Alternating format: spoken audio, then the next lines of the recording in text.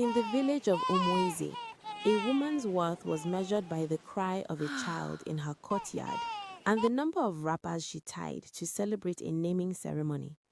But for Adaogo, the only thing that filled her courtyard was the heavy silence of shame and the mocking whispers of those who had no trouble bearing fruit. That afternoon, Adaogo sat on a low wooden stool behind her kitchen hut, peeling cassava, her mind far away. From the front of the compound, the sharp, piercing voice of her mother-in-law, Mama Ogu, floated through the air like the smell of burnt offering.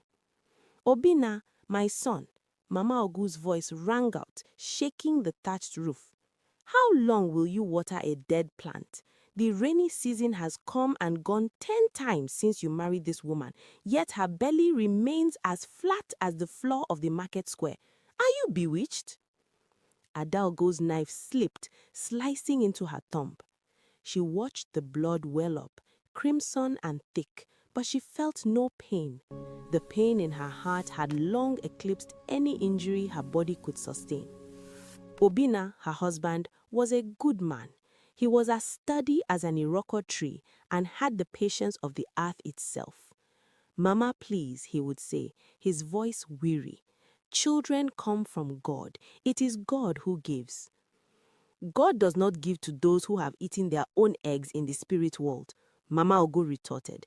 If you do not take a second wife by the next new moon, I will bring one for you myself. I will not die without carrying a grandchild. That night, the ultimatum hung over the house like a thick, suffocating cloud.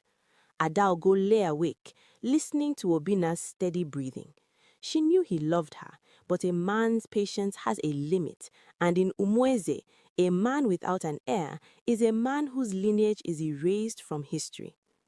Desperation is a madness that creeps in slowly, then consumes you whole. The next morning, Adaogo woke up with a plan born of pure fear. She did not pack her bags. She did not run to her aunt's village.